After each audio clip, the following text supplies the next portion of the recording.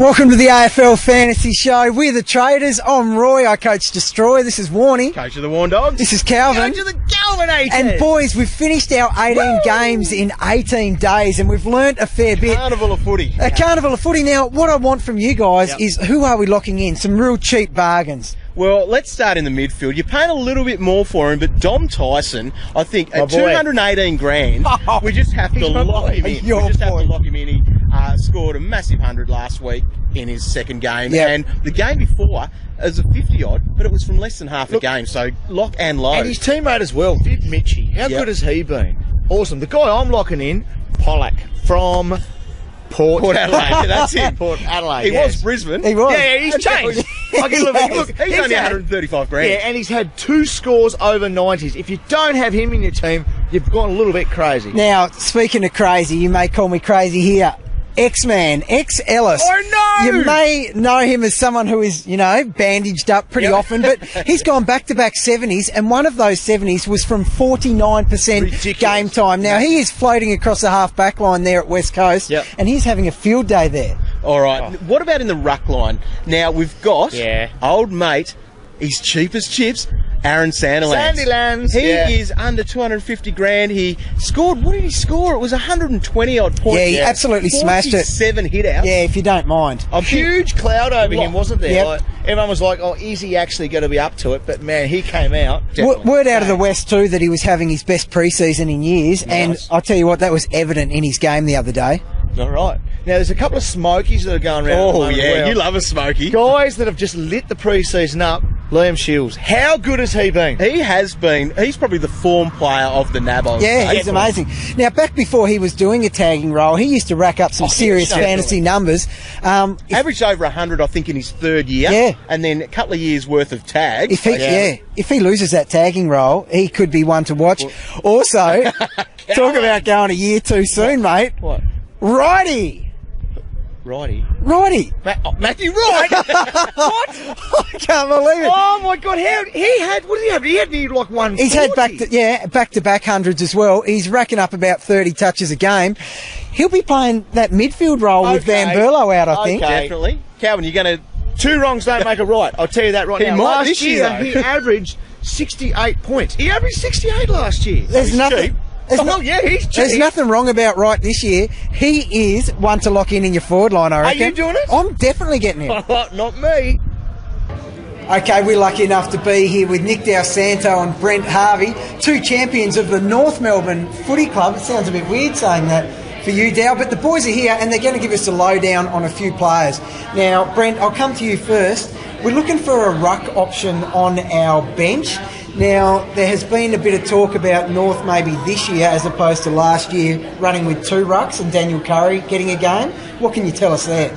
Well, last year that certainly didn't happen. I think Goldstein was so good that Curry actually didn't get a game. So he's had a big pre-season though. He's put on a little bit of weight, and when he puts his arms up, mate, he's about 8 foot. So hopefully he gets a game this year. I think we will lean towards playing 2 ruckmen on occasion. So if you're going to have a backup ruckman, I think he'd be pretty cheap on tipping. So you'd have him up on your bench for sure. Yeah, cool. Now, Nick, you're a new boy to the team, look, and so is Robin Nahas. How's he been going? He's like 140 grand. He's so cheap. How's he been travelling? Yeah, going really well. Obviously new to the club as I am, and he's fitted in really well, I'd say, Boom. He's playing that similar role to which he was at Richmond. He's a small half forward, very lively. So I've actually been impressed by the way he's trained. It's been a big 4 months, but I think he'll be around the mark come round 1. I know he'll be a little bit cheaper, as Boom mentioned, like a few other guys, but if you want to have a little bit of a smoky, I think it's probably a good investment. So when you say around the mark, does that mean he's actually in the best 22?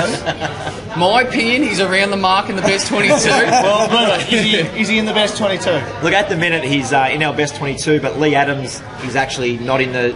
Not on the field at the minute, but he's making his comeback in the next couple of weeks. So whether Lee's right in round 1 will depend whether Robin plays. But he's been training so well, and he's like Nick, he's fitted into the club superbly. So his forward pressure is something to look out for. His second NAB Challenge game, he looked really good. So definitely in the mix. Well, Nick, your numbers are pretty good over the years. You've been a fairly premium fantasy player. Yeah. Can you see yourself boosting your numbers this year being at North Melbourne? I'd hope so. I mean, I've been okay because when you get a little bit of the ball, it obviously makes your numbers pretty handy. I think I was a little bit quiet last year, which might mean I'm actually a little bit cheaper this year. You are cheap. You are. Didn't want to say. Yeah, I didn't want to pump myself up and then not deliver. But it's been a big 4 months. It's been a big move. The way I feel at the moment, I feel like I can fit into the systems at North Melbourne, which is obviously really important.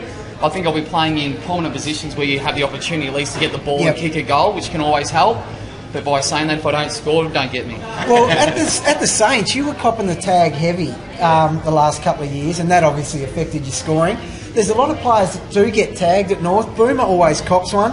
Wellesley always cops one. You might actually get off the leash a couple of times, you reckon? That would be nice. Yeah. I'm hoping not. I mean, Nick gets taken, I get off the leash, but that would be nice. Sorry, go Nick. It was when I met with the club at the very start. I spoke to Brad Scott about it, and I said I'll only come if Boomer continues to get tagged. It's 35 going on 36. Yeah. So that was guaranteed. So I've made the transfer, but you never know. I mean, that's one of the beauties of the club at the moment. There is multiple guys that can get tagged, and at some point, hopefully, you have a bit of a free run and get a few points. Yeah, well, 35 going on 36. Is that what he said? He's lying.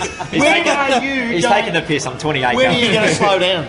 Oh, mate, I'm like I have the last 3 or 4 years. I guess you take it 1 year at a time. I know it's a bit of a cliche in football, but if you do look too far ahead, you actually lose what you're about now. And right now, I'm about winning a premiership with the boys. So that's my aim this year. And whether it happens, we're not too sure, but we've been training bloody hard, and it's been a bit of good fun along the way. Now, mate, we've got a lot of trades to burn this year. We do.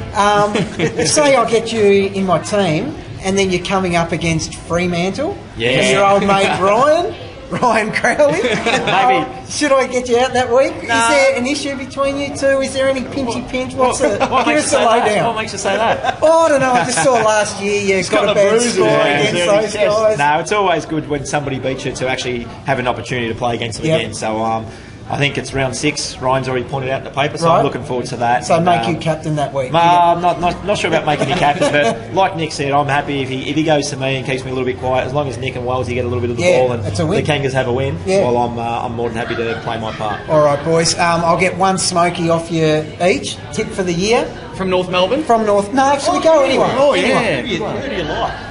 I'll go North Melbourne to start with. I think the one that's been spoken about a lot is Luke McDonald. Oh, yes. He's the obvious choice. He's... this is an honest opinion. Of 12 years of football, he's the most developed first-year player I've ever seen. Really? Yeah. Whoa! That's a big call. He's been at the club for 3 years. He's come in and he doesn't look out of place at all. Really? He's played 2 NAB Cup games. I think his first one against Carlton a couple of weeks ago, he had 22, 23 odd touches. He did look really good. Defends really well. I mean, he's only young. He needs to learn.